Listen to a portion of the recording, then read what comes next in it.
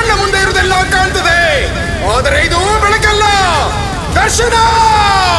ಹಿಂದೆ ನಡೆದದ್ದು ಮುಂದೆ ನಡೆಯೋದು ಎಲ್ಲ ತೋರಿಸುವ ಬೆಳಕು ಕಾಣ್ತದ. ಅರುಣೇಂದ್ರ ಅನ್ನೋ ವೀರನು ಶೂರನೂ ಆದ ರಾಜನೊಬ್ಬ 800 ವರ್ಷಗಳ ಹಿಂದೆ ಗಾಂಧಾರ ಅನ್ನೋ ಸುಂದರವಾದ ರಾಜ್ಯವನ್ನ ಆಳ್ತಾ ಇದ್ದ.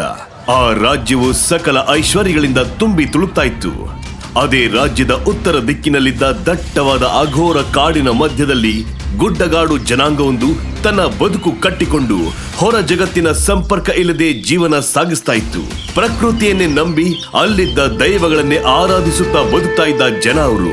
ಅವರ ದೈವಗಳ ಮೇಲಿನ ನಂಬಿಕೆ ಎಷ್ಟಿತ್ತು ಅಂದ್ರೆ ಹಲವಾರು ಶತಮಾನಗಳ ಹಿಂದೆ ಆ ಕುಲದವರು ಪೂಜಿಸ್ತಾ ಇದ್ದ ದೈವವೊಂದು ದರ್ಶನ ನೀಡುತ್ತಾ, ನನ್ನ ಸ್ವರ ಎಲ್ಲಿಯವರೆಗೆ ಕೇಳಿಸ್ತಾ ಇದೆಯೋ ಅಷ್ಟು ಜಾಗದ ಒಳಗೆ ಮಾತ್ರ ನೀವುಗಳು ಬದುಕು ಕಟ್ಟಿಕೊಂಡು ಇರಬೇಕು. ನೆನಪಿಟ್ಟುಕೋ, ಅಲ್ಲಿಂದ ಆಚೆಗೆ ಯಾರೂ ಹೋಗಕೂಡದು, ಹಾಗೆ ಹೊರಗಿನವರು ಯಾರೂ ಒಳಗೆ ಬರಬಾರದು ಅಂತ ಹೇಳ್ತಾ ವಿಭಿನ್ನ ಸಂಸ್ಕೃತಿಯ ಜನರ ಮಧ್ಯೆ ಯಾವುದೇ ಸಂಘರ್ಷ ಬರಬಾರದು ಎಂದು ಗುಡ್ಡಗಾಡು ಜನಾಂಗಕ್ಕೂ ಹಾಗೂ ಗಾಂಧಾರಕ್ಕೂ ಒಂದು ಗಡಿ ಎಳೆದು ಅದೇ ಗಡಿಯಲ್ಲಿ ತಾನು ನೆಲೆ ನಿಂತು ಅಲ್ಲಿನ ಜನರನ್ನು ಕಾಯ್ತಾ ಇತ್ತು ಆ ದೈವ.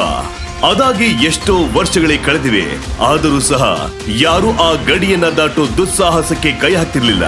ಹೀಗೆ 2 ಪಂಗಡಗಳ ಜೀವನ ಸುಂದರವಾಗಿ ನಡೀತಾ ಇರಬೇಕಾದ್ರೆ ಗಾಂಧಾರ ರಾಜ್ಯದ ರಾಜ ಅರುಣೇಂದ್ರನ ಹೆಂಡತಿ ಮಹಾರಾಣಿ ಅವಂತಿಕಾ ಅದಾಗ್ಲೇ 5 ತಿಂಗಳ ಗರ್ಭವತಿ ಆಗಿದ್ಲು. ತನ್ನಷ್ಟೇ ವೀರ ಶೂರನಾದ ವಾರಸ್ದಾರ ಹುಟ್ಟುತ್ತಾನೆ ಅನ್ನೋ ಆಸೆ ಇಟ್ಟುಕೊಂಡಿದ್ದ ರಾಜ ಹೆಂಡತಿ ಏನನ್ನೇ ಕೇಳಿದ್ರು ಇಲ್ಲ ಅನ್ನದೆ ಅವಳ ಬಯಕೆಗಳನ್ನ ಪೂರೈಸುತ್ತಾ ಇದ್ದ.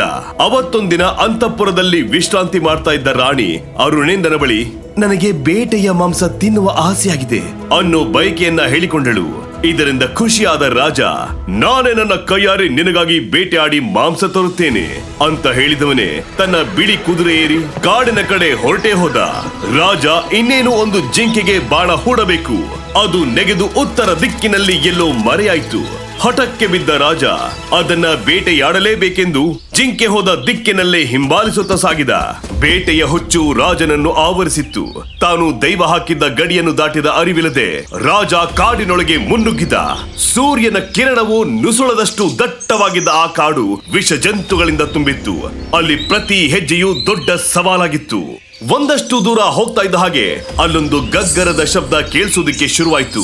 ಕುದುರೆ ಮೇಲೆ ಹೋಗ್ತಾ ಇದ್ದ ರಾಜ ಅಲ್ಲೇ ನಿಂತು ಸುತ್ತಲೂ ಕಣ್ಣಾಡಿಸಿದ. ಆ ಶಬ್ದಕ್ಕೆ ರಾಜನಿಗೆ ಭಯ ಆಗಲಿಲ್ಲ. ಅವನಿಗೆ ಅಮ್ಮ ತಬ್ಬಿಕೊಂಡ ಹಾಗೆ, ಮಾವ ಪ್ರೀತಿಯಿಂದ ಕರೆದ ಹಾಗೆ ಆಗ್ತದೆ. ರಾಜ ಆ ಧ್ವನಿ ಬಂದ ದಿಕ್ಕಿನ ಕಡೆ ಹೋದ. ಒಂದಷ್ಟು ದೂರ ಹೋದ ಮೇಲೆ ಪೊದೆಯಲ್ಲಿದ್ದ ಕಪ್ಪು ಕಲ್ಲಿನ ಮರಿಯಲ್ಲಿ ಅದಾಗ ತಾನೇ ಮರಿ ಹಾಕಿದ್ದ ಹೆಣ್ಣು ಹಂದಿ ಒಂದು ಮರಿಗಳಿಗೆ ಹಾಲು ಕುಡಿಸ್ತಾ ಇತ್ತು. ತನ್ನ ಸಾಹಸ ಧೈರ್ಯ ಶೌರ್ಯಗಳಿಂದ ಅಹಂಕಾರಿಯಾಗಿದ್ದ ರಾಜ ಸ್ವಾರ್ಥ ಸಾಧನೆಗಾಗಿ ಬಿಲ್ಲು ಬಾಣ ಎತ್ತಿಕೊಂಡು ಇನ್ನೇನು ಆ ವರಹಕ್ಕೆ ಗುರಿ ಇಟ್ಟು ಹೊಡೆಯಬೇಕು. ಆಗ ಅಲ್ಲಿಗೆ ಕಾಡಲ್ಲಿದ್ದ ಇಡೀ ಗುಡ್ಡಗಾಡು ಜನಾಂಗ ಗುಂಪಾಗಿ ಬಂದು ರಾಜನ ಮುಂದೆ ನಿಂತಿತು. ಆಗಲೇ ರಾಜನಿಗೆ ಅರಿವಾಗಿದ್ದು ಅವನು ಶತಮಾನಗಳ ಹಿಂದೆ ದೈವ ಹಾಕಿದ್ದ ಗೆರೆ ದಾಟಿದ್ದ ಎಂದು. ಆಗ ಕಾಡು ಜನಾಂಗದ ಹಿರಿಯ ವ್ಯಕ್ತಿ ಮುಂದೆ ಬಂದು ಕೋಪದಲ್ಲಿ, ಮಹಾರಾಜ್ರೆ, ನಮ್ಮಲ್ಲಿ ಇರೋದ್ರಲ್ಲಿ ನೀವ್ ಏನ್ ಬೇಕಾದ್ರೂ ಕೇಳಿ, ನಾವು ಕೊಡ್ತೀವಿ. ಆದ್ರೆ ಆ ತಾಯಿ ಕಾಡಂದಿನ ಬೇಟೆ ಆಡ್ಬೇಡಿ. ಗಡಿ ದಾಟಿರೋ ನೀವು ಅಲ್ಲಿರೋ ನಮ್ಮ ದೈವಕ್ಕೆ ಕೈ ಮುಗಿದು ಇಲ್ಲಿಂದ ಹೊರಟು ಹೋಗಿ, ಒಳಿತಾಗತ್ತೆ. ಸ್ವಲ್ಪ ಗಡುಸಾಗೆ ಕೇಳಿಕೊಂಡ. ಆದ್ರೆ ಇದ್ಯಾವುದನ್ನು ಕೇಳಿಸಿಕೊಳ್ಳದ ಆ ರಾಜ ಕೈಯಲ್ಲಿ ಬಾಣ ಹೂಡಿ ಆ ಕಾಡು ಹಂದಿಯನ್ನು ಕೊಂದೆ ಬಿಟ್ಟ. ಆದ್ರೆ ಅದರ ಅರಿವಿಲ್ಲದ ಅದರ ಮರಿಗಳು ಸತ್ತ ತಾಯಿಯ ಹಾಲು ಕುಡಿತಾ ಇದ್ದ ಆ ದೃಶ್ಯ ಎಂತವರ ಕರುಳು ಚುರ್ ಅನ್ನೋ ಹಾಗಿತ್ತು. ಅದೇ ಸಮಯಕ್ಕೆ ಅಲ್ಲೇ ಇದ್ದ ಆ ಹಿರಿಯ ವ್ಯಕ್ತಿಯ ಮೇಲೆ ದೈವದ ಆವೇಶ ಬಂದು ಅವನು ದೈವದ ನುಡಿಗಳನ್ನ ಮಾತಾಡೋದಕ್ಕೆ ಶುರು ಮಾಡಿದ. ನನ್ನ ವಾಹನ ಹಾಲುಣಿಸುತ್ತಾ ಇದ್ದ ಅದರ ಮೇಲೆ ಬೇಡ ಬೇಡ ಅಂದ್ರು ಆಕ್ರಮಣ ಮಾಡಿ ಆ ಮಕ್ಕಳು ತಪ್ಪಲಿ ಆಗೋ ಹಾಗೆ ಮಾಡಿದ್ದೀಯಾ? ನಿನ್ನ ಈ ಪಾಪಕ್ಕೆ ಸರಿಯಾಗಿ ಶಿಕ್ಷೆ ಆಗಲೇಬೇಕು. ಪ್ರಪಂಚಕ್ಕೆ ಅದೊಂದು ಪಾಠ ಆಗಬೇಕು. ತಾಯಿ ಗರ್ಭದಲ್ಲಿರುವ ನಿನ್ನ ಮಗ ಭೂಮಿಗೆ ಬರುತ್ತಾನೆ. ಆದ್ರೆ ಪಟ್ಟಾಭಿಷೇಕದ ಸಮಯದಲ್ಲಿ ಅಪ್ರಯೋಜಕರಾಗಿ ಕೈಲಾಗದವನ ಹಾಗೆ ಹೀನಾಯ ಬದುಕನ್ನು ಮಾಡ್ತಾನೆ ಅಂತ ಅಪ್ಪರಿಸ್ತು. ಇದರಿಂದ ಹೆದರಿ ಕಂಗಾಲಾದ ರಾಜ ಕೈ ಮುಗಿದು ಪರಿಪರಿಯಾಗಿ ಬೇಡಿದ. ಆದರೂ ದೈವದ ಮಾತು ಬದಲಾಗಲಿಲ್ಲ. ಕೊನೆಗೆ ಬೇರೆ ದಾರಿ ಕಾಣದೆ ತನ್ನ ಕುದುರೆ ಏರಿ ಅರಮನೆಗೆ ಬಂದು ದೈವದ ಕಾಡಲ್ಲಿ ನಡೆದ ಘಟನೆಯನ್ನ ತನ್ನ ಹೆಂಡತಿಗೆ ವಿವರಿಸಿದ.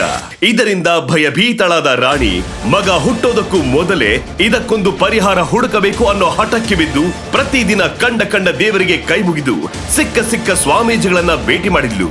ಆದರೆ ದೈವದ ಶಾಪದಿಂದ ಮುಕ್ತಿ ಸಿಗಲಿಲ್ಲ. ಹೀಗೆ 9 ತಿಂಗಳು ತುಂಬುತ್ತಾ ಇದ್ದ ಹಾಗೆ ಗಾಂಧಾರದ ಯುವರಾಜನಿಗೆ ಧ್ರುವ ಹುಟ್ಟಿದ. ಇಡೀ ರಾಜ್ಯಕ್ಕೆ ಸಂಭ್ರಮ ಸಡಗರ ಮನೆ ಮಾಡಿತ್ತು.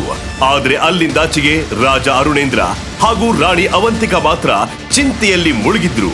ಪುಟ್ಟ ಬಾಲಕ ಧ್ರುವ ಇದ್ಯಾವುದರ ಅರಿವೇ ಇಲ್ಲದೆ ಬೆಳೆಯುತ್ತಾ ಇದ್ದ. ಆದ್ರೆ ಮಗನಿಗೆ ತಟ್ಟಿದ್ದ ಶಾಪದ ಪರಿಹಾರಕ್ಕಾಗಿ ಎಲ್ಲಾ ಕಡೆ ಪೂಜೆ ಪುನಸ್ಕಾರ ಅಂತ ಮಾಡ್ತಾನೆ ಇದ್ದಳು. ಕೊನೆಗೆ ಊರ ಹೊರಗೆ ಅಚಾನಕ್ಕಾಗಿ ಸಿಕ್ಕಿದ ಸಾಧು ಒಬ್ಬರನ್ನ ಪರಿಪರಿಯಾಗಿ ಇದರ ಬಗ್ಗೆ ಕೇಳಿಕೊಂಡಾಗ ಅವರು ಅಂಜನ ಹಾಕಿ ನೋಡಿ, ನೀನು ಎಲ್ಲಿ ನಿನ್ನ ಮನಃಶಾಂತಿಯನ್ನು ಕಳೆದುಕೊಂಡಿರುವೆಯೋ ಅಲ್ಲೇ ಹೋಗಿ ಹುಡುಕು ಅಂತ ಒಗಟೊಗಡಾಗಿ ಹೇಳಿದ್ರು. ನೆಮ್ಮದಿ ಕಳೆದುಕೊಂಡದ್ದು ಆ ಕಾಡಿನಲ್ಲಿ ಎಂದು ರಾಣಿಗೆ ಅರಿವಾಯಿತು. ಮಗನ ಒಳಿತಿಗಾಗಿ ಗಂಡ ತಿರಸ್ಕರಿಸಿದ್ದ ಅದೇ ದೈವವನ್ನ ಪೂಜಿಸಲು ದೃಢ ನಿರ್ಧಾರ ಮಾಡಿದಳು. ಪ್ರತಿ ಸಂಕ್ರಾಂತಿಯಂದು ರಾಜನಿಗೆ ತಿಳಿಯದಂತೆ ಜೀವ ಕೈಯಲ್ಲಿ ಹಿಡಿದು ದಟ್ಟ ಕಾಡಿಗೆ ಹೋಗಿ ಆ ದೈವದ ಕಲ್ಲಿಗೆ ಕೋಳಿ ಬಲಿ ಅರ್ಪಿಸಿ ರಹಸ್ಯವಾಗಿ ಮರಳಿ ಬರುತ್ತಿದ್ದಳು. ಹೀಗೆ ಸಮಯ ಕಳೆಯುತ್ತಾ ಇತ್ತು. ಛಲ ಬಿಡದ ತಾಯಿ ಆ ದೈವವನ್ನ ನಂಬಿ ತನ್ನ ಮಗ ಧ್ರುವನಿಗೆ ಎಲ್ಲಾ ತರದ ಸಮರ ಕಲೆಗಳನ್ನ ಕಲಿಸುತ್ತಾ ವೀರನ ಹಾಗೆ ಬೆಳೆಸೋ ಪ್ರಯತ್ನ ಮಾಡಿದ್ಲು. ಧ್ರುವ ಸಹ ತಾಯಿಯ ನೆರಳಲ್ಲಿ ಎಲ್ಲಾ ತರದ ವಿದ್ಯೆ ಕಲಿತು ತನ್ನ 5ನೇ ವಯಸ್ಸಿಗೆ ಗಾಂಧಾರದಲ್ಲಿ ಮಾತ್ರ ಇದ್ದ ಶಾರ್ದೂಲ ಭೇದಿಸುವ ಸ್ಪರ್ಧೆಯಲ್ಲಿ ಗೆದ್ದು ಅಧಿರಥ ಮಹಾರಥರು ಪಡೆಯೋದಕ್ಕೆ ಆಗದ ಏಕಲವ್ಯ ಪದವಿ ಪಡೆದಿದ್ದ. ಎಲ್ಲವೂ ಚೆನ್ನಾಗಿ ನಡೀತಾ ಇದೆ ಅಂತ ಅಂದ್ಕೊಂಡಿರ್ಬೇಕಾದ್ರೆ ಅವತ್ತೊಂದು ಸಂಕ್ರಾಂತಿಯ ದಿನ ಮಹಾರಾಣಿ ಪೂಜೆಗೊಂದು ಕಾಡಿಗೆ ಹೋಗಿದ್ದಾಗ ಕಾಡು ಜನಾಂಗದವರು ಸಹ ಪೂಜೆಗೆ ಬಂದಿದ್ದರು.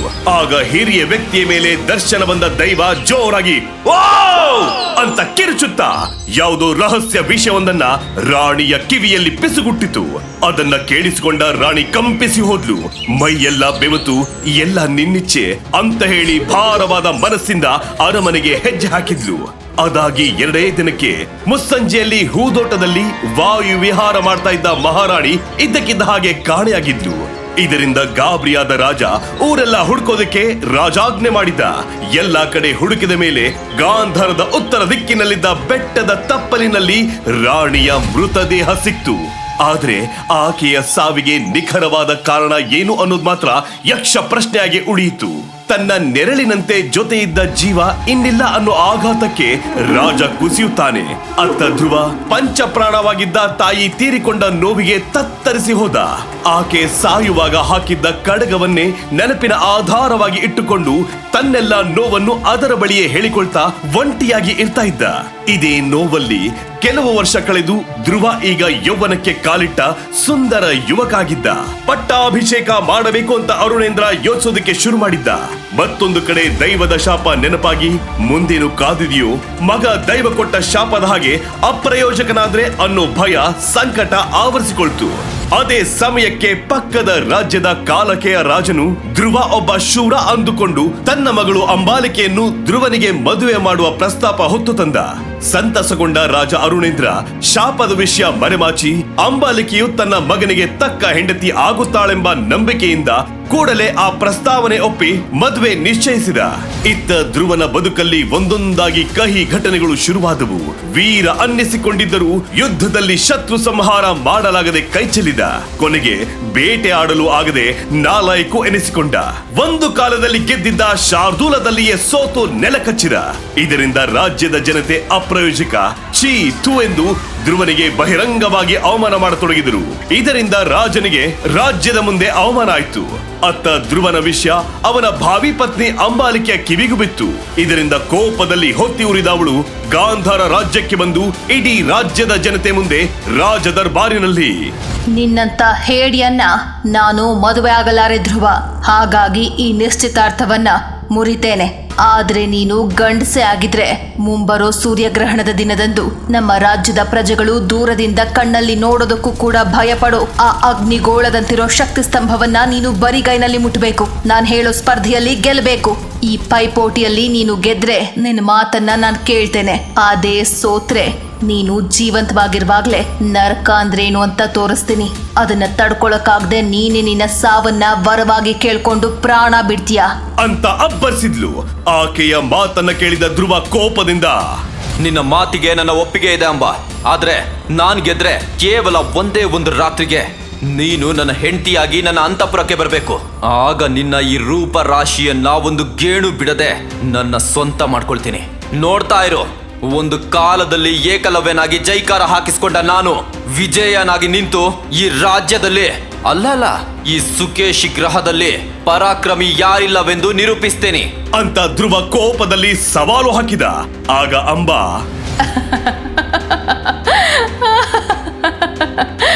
ಹಗಲುಗನ್ಸ್ ಕಾಣೋದನ್ನ ನಿಲ್ಸು ಧ್ರುವ.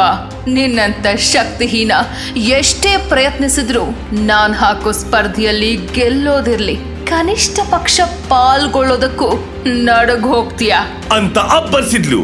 ಅಂಬಾಲಿಕೆ ಕೇವಲ ಸೌಂದರ್ಯಕ್ಕಷ್ಟೇ ಪ್ರಸಿದ್ಧಳಾಗಿರಲಿಲ್ಲ, ಅವಳು ಯುದ್ಧ ವಿದ್ಯೆಯಲ್ಲೂ ಪರಿಣಿತಳು. ಆಕೆಯನ್ನು ವರಿಸಲು ಹಲವು ರಾಜ್ಯಗಳ ರಾಜರು ಕಾಯುತ್ತಿದ್ದರು. ಆದರೆ ಇದ್ಯಾವುದನ್ನು ಲೆಕ್ಕಿಸದ ಧ್ರುವ ಕೋಪದಿಂದ ದುರುಗುಟ್ಟಿ ನೋಡುತ್ತಾ, ಮಾತ್ ನಿಲ್ಸಿ ಮೊದಲು ಸ್ಪರ್ಧೆ ಏನಂತ ಹೇಳು, ಆಮೇಲೆ ನೋಡೋಣ ನಾನ್ ಹೆದರ್ಕೋತೀನಾ ಅಥವಾ ನಿನ್ನ ಹೆದರ್ಸ್ತೀನಾ ಅಂತ. ನಮ್ಮ ರಾಜ್ಯದ ಪ್ರಜೆಗಳು ದೂರದಿಂದ ಕಣ್ಣಲ್ಲಿ ನೋಡೋದಕ್ಕೂ ಕೂಡ ಭಯ ಪಡೋ ಆ ಅಗ್ನಿ ಗೋಳದಂತಿರೋ ಶಕ್ತಿ ಸ್ತಂಭವನ್ನ ನೀನು ಬರಿಗೈನಲ್ಲಿ ಮುಟ್ಬೇಕು. ಶಕ್ತಿ ಸ್ತಂಭಕ್ಕೆ ಸೂರ್ಯಗ್ರಹಣದ ದಿನ ಸಿಗುವ ಅದ್ಭುತ ಶಕ್ತಿಯ ಬಗ್ಗೆ ನಿನಗ್ ಚೆನ್ನಾಗ್ ಗೊತ್ತಿದೆ ತಾನೆ. ಆ ದಿನ ನೀನು ಶಕ್ತಿ ಸ್ತಂಭವನ್ನ ಮುಟ್ಬೇಕು.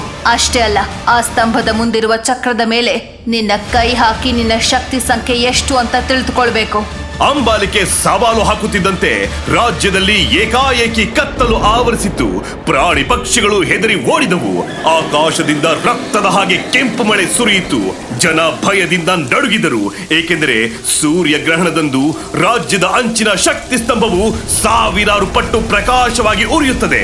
ಅದರ ಕಾಂತಿ ಕಿರಣಗಳು ಅಗ್ನಿಗೋಳವಾಗಿ ಮಾರ್ಪಟ್ಟು ಸಮೀಪಿಸಿದ ಎಲ್ಲವನ್ನು ಬೂದಿ ಮಾಡುತ್ತವೆ. ಕಣ್ಣೆತ್ತಿ ನೋಡಲು ಭಯಪಡುವ ಆ ಸ್ತಂಭವನ್ನು ಧ್ರುವ ಮುಟ್ಟಲು ಹೊರಟರೆ ಅದು ಅವನ ಪ್ರಾಣವನ್ನೇ ತೆಗೆಯುತ್ತದೆ. ಓ, ಏನ್ ಧ್ರುವ, ಯೋಚನೆಲಿ ಮುಳುಗ್ ಹೋಗಿರೋ ಹಾಗಿದೆ. ಮೊದ್ಲೇ ಹೇಳಿದ್ದೆ ಅಲ್ವೇ, ಸವಾಲ್ ಕೇಳಿದ್ರೆ ಸಾಕು ನಡುಗ್ ಹೋಗ್ತೀಯ ಅಂತ. ಇದು ನಿನ್ ಕೈಲಾಗಲ್ಲ ಅಂತಾದ್ರೆ ಹೇಳು, ನೀನ್ ಕಟ್ಟಬೇಕಿರೋ ತಾಳಿನ ಎಲ್ರು ನೋಡ್ತಿರುವಾಗ ನಾನೇ ನಿನ್ನ ಕುತ್ತಿಗೆಯಲ್ಲಿ ಕಟ್ಟಿ ಎಲ್ಲರ ಮುಂದೆನೆ ನಿನಗೆ ಸೀರೆಯಿಂದ ಸಿಂಗರಿಸ್ತೇನೆ. ಅವಳ ಮಾತುಗಳನ್ನು ಕೇಳಿದ ಧ್ರುವನ ತಂದೆ ಒಂದು ರಾಜ್ಯಕ್ಕೆ ಮಹಾರಾಜನಾದ ಅರುಣೇಂದ್ರ, ಅಮ್ಮ, ಅಂಬಾಲಿಕೆ, ಇಂತಹ ಸವಾಲ್ ಹಾಕಿ ಅವನ್ ಪ್ರಾಣದ ಜೊತೆ ಆಟ ಆಡ್ಬೇಡ. ಆ ದಿನ ಶಕ್ತಿ ಸ್ತಂಭವನ್ನ ಜನ ದೂರದಿಂದ ನೋಡೋಕ್ಕೂ ಎಲ್ರೂ ಭಯ ಪಡ್ತಾರೆ. ಅಂಥದ್ರಲ್ಲಿ ನೀನ್ ಧ್ರುವನನ್ನ ಅದ್ರ ಹತ್ತಿರಕ್ಕೆ ಹೋಗಕ್ ಹಿಡ್ದಿದ್ಯಾ. ಅವನಿಗೆ ಏನಾದ್ರೂ ಆದ್ರೆ ನಮ್ಮ ವಂಶ ಇಲ್ಲಿಗೆ ಅಂತ್ಯವಾಗುತ್ತೆ. ಚಿಕ್ಕೋಳೆ ಆದ್ರೂ ನಿನ್ ಕಾಲ್ ಹಿಡಿದು ಬೇಡ್ಕೋತೀನಿ ಅಂತ ಕಣ್ಣೀರು ಹಾಕ್ತಾ ಕೈ ಮುಗಿದು ರಾಜ ಅರುಣೇಂದ್ರ ಮೊಣಕಾಲೂರಿ ಅಂಬಾಲಿಕೆ ಹತ್ತಿರ ಬೇಡಿಕೊಂಡರು. ಸದಾ ಆದೇಶ ನೀಡುತ್ತಿದ್ದ ತನ್ನ ತಂದೆ ಒಂದು ಹೆಣ್ಣಿನ ಮುಂದೆ ಮಂಡಿಯೂರಿರುವುದನ್ನು ಕಂಡ ಧ್ರುವನಿಗೆ ಒಮ್ಮೆಲೆ ಕೋಪ ಉಕ್ಕಿ ಬಂತು. ಈ ಅವಮಾನಕ್ಕೆ ತಾನೇ ಕಾರಣ ಅನ್ನೋದನ್ನ ಅರಿತ ಧ್ರುವ ಕೆನ್ನೆಗಳಲ್ಲಿ ಹರಿಯುವ ಕಣ್ಣೀರನ್ನು ಒರೆಸಿಕೊಳ್ಳುತ್ತಾ, ಅಪ್ಪ ಎದ್ದೇಳಿ, ನನಗಾಗಿ ನೀವು ಯಾರ ಕಾಲ್ಗಳ ಮೇಲೆ ಬೀಳೋ ಅವಶ್ಯಕತೆ ಇಲ್ಲ. ನಾನು ನಿಮ್ಮ ಮಗ. ಈ ಸ್ಪರ್ಧೆಯಲ್ಲಿ ಗೆದ್ದು ನನ್ನಿಂದ ಕಳೆದು ಹೋದ ನಿಮ್ಮ ಗೌರವವನ್ನು, ನಮ್ಮ ವಂಶದ ಪ್ರತಿಷ್ಠೆಯನ್ನು ಮರಳಿ ತಂದುಕೊಡ್ತೀನಿ. ಇದು ನನ್ನ ತಾಯಿಯ ಸಮಾಧಿ ಮೇಲಣೆ ಅಂತ ತನ್ನ ತಂದೆಯನ್ನು ಮೇಲಕ್ಕೆ ಎಬ್ಬಿಸುತ್ತಾ ಅಂಬಾಲಿಕೆ ಕಡೆಗೆ ಕೋಪದಿಂದ ನೋಡಿ, ಪ್ರಮಾಣ ಮಾಡಿ ಹೇಳ್ತಿದ್ದೀನಿ, ನೀನ್ ಹಾಕಿರೋ ಈ ಸವಾಲ್ನಲ್ಲಿ ನಾನು ಗೆದ್ದು ನಿನ್ನನ್ನ ನಾನು ಸಂಪೂರ್ಣವಾಗಿ ನನ್ನವಳನ್ನಾಗಿ ಮಾಡ್ಕೊಳ್ತೀನಿ. ಅದಕ್ಕೆ ನೀನು ತಯಾರಾಗಿರು ಅಂತ ಪ್ರತಿಜ್ಞೆ ಮಾಡಿ ನೇರವಾಗಿ ರಾಜ್ಯದ ಪೂರ್ವ ದಿಕ್ಕಿನಲ್ಲಿ ಹಗಲಲ್ಲೂ ಹೋಗೋದಕ್ಕೆ ಜನ ಹೆದರುತ್ತಾ ಇದ್ದ ಸ್ಮಶಾನದತ್ತ ಜೀವ ಕೈಲಿ ಹಿಡಿದು ಹೆಜ್ಜೆ ಹಾಕಿದ. ಅದೇ ಸ್ಮಶಾನದಲ್ಲಿ ಧ್ರುವನ ತಾಯಿಯ ಸಮಾಧಿ ಇತ್ತು. ಅಲ್ಲಿ ತನ್ನ ತಾಯಿ ನೆನಪಿಗೆ ಇದ್ದ ಕೈ ಕಡಗ ಹಿಡಿದು ಅಳುತ್ತಾ, ಕ್ಷಮಿಸ್ಬಿಡಮ್ಮ, ಇಷ್ಟು ದಿನ ನನ್ನಪ್ಪ ನನ್ನಿಂದ ಅವಮಾನ ಅನುಭವಿಸಿದ್ರು. ಆದ್ರೆ ಈ ದಿನ ಅವರು ಅಂಬಾಲಿಕೆ ಕಾಲ್ಗಳ ಮೇಲೆ ಬಿದ್ದು ಬೇಡ್ಕೊಳ್ಳೋ ಹಾಗಾಯ್ತು. ಪ್ರಜೆಗಳಿಗೆ ಮಾದರಿಯಾಗಿದ್ದ ರಾಜ ಇಂದು ಅವ್ರ ಮುಂದೆ ಕಣ್ಣೀರ್ ಹಾಕೋ ಹಾಗಾಯ್ತು. ಇದೆಲ್ಲ ನನ್ನಿಂದಲೇ. ನಾನೊಬ್ಬ ಶಕ್ತಿಹೀನ, ಯಾವುದಕ್ಕೂ ಪ್ರಯೋಜನಕ್ಕೆ ಬಾರದವನು ಅಂತ ಹೇಳುತ್ತಲೇ ಧ್ರುವ ಆವೇಶದಲ್ಲಿ ತಲೆಯನ್ನು ತಾಯಿಯ ಸಮಾಧಿಗೆ ಚಚ್ಚಿಕೊಂಡ. ತಲೆಗೆ ಗಾಯ ಆಗಿ ರಕ್ತದ ಹನಿ ಸ್ಮಶಾನಕ್ಕೆ ಬಿತ್ತು. ತಕ್ಷಣ ಆಕಾಶ ಕಪ್ಪು ಮೋಡಗಳಿಂದ ತುಂಬಿ ಗುಡುಗು ಮಿಂಚು ಕೇಳಿಸಿದವು. ಅಪಾಯಕಾರಿ ಸುಂಟರ ಗಾಳಿ ಆ ಪ್ರದೇಶವನ್ನು ಸುತ್ತುವರಿಯಿತು. ಅಷ್ಟರಲ್ಲೇ ಒಂದು ಅಶರೀರವಾಣಿ ಕೇಳಿಸ್ತು.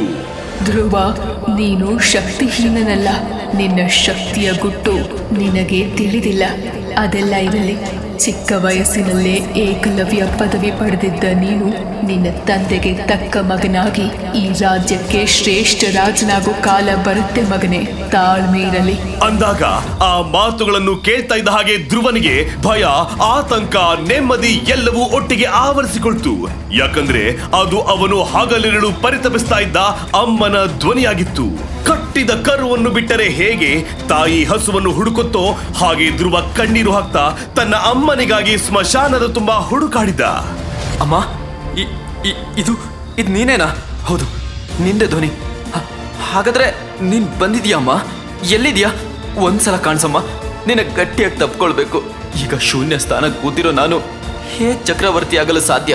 ಈಗ ಅಂಬಾಲಿಕೆ ಹಾಕಿದ ಸ್ಪರ್ಧೆಯಲ್ಲಿ ನನ್ನ ಪ್ರಾಣ ಹೋದ್ರೂ ಹೋಗಬಹುದು. ಅದಕ್ಕಿಂತ ಮೊದಲು ಒಂದ್ಸಲ ನಿನ್ನನ್ನು ನೋಡ್ಬೇಕಮ್ಮ ಅಂತ ಧ್ರುವ ಬಿಕ್ಕಳಿಸ್ತಾ ಹೇಳುತ್ತಿರುವಾಗಲೇ ಧ್ರುವನ ಕೈಯಲ್ಲಿದ್ದ ಕಡಗದಿಂದ ಒಂದು ವಿಚಿತ್ರವಾದ ಹೊಗೆ ಬಂತು. ಅದನ್ನ ನೋಡಿದ ಧ್ರುವನಿಗೆ ಎದೆ ಝಲ್ಲನಿಸ್ತು. ಭಯದಲ್ಲಿ ಧ್ರುವ ಆ ಕಡಗವನ್ನ ತೆಗೆದು ಕೆಳಗೆ ಎಸೆದೆ ಬಿಟ್ಟ.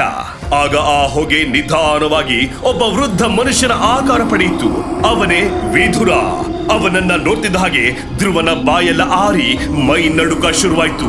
ಅದೇ ಭಯದಲ್ಲಿ ಧ್ರುವ, ಹೇ, ಯಾರೋ ನೀನು? ನನಗೇನು ಮಾಡ್ಬೇಡ. ಅಮ್ಮ, ಎಲ್ಲಿದ್ಯಾ ಅಂತ ತಡವರಿಸಿದ.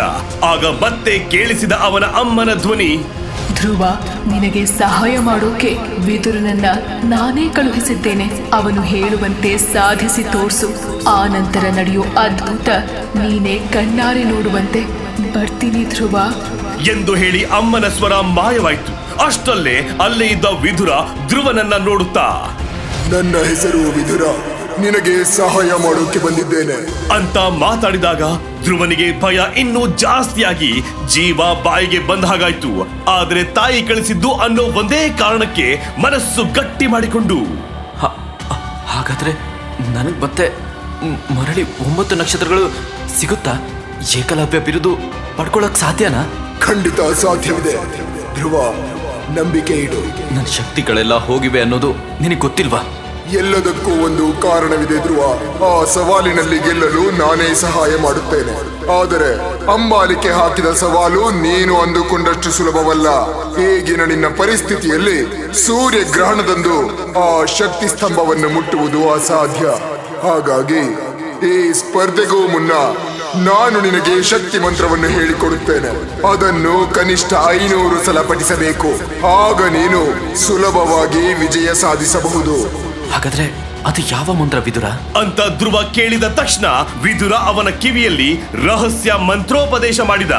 ಆದರೆ ಅಲ್ಲೇ ಮರೆಯಲ್ಲಿ ಅವರ ಮಾತುಗಳನ್ನ ಕದ್ದು ಕೇಳಿಸಿಕೊಂಡಿದ್ದ ಅಂಬಾಲಿಕೆಯ ಗೂಢಾಚಾರ ಒಬ್ಬ ಓಡುತ್ತಾ ಹೋಗಿ ನಡೆದದ್ದೆಲ್ಲವನ್ನು ಆಕೆಗೆ ತಲುಪಿಸಿದ.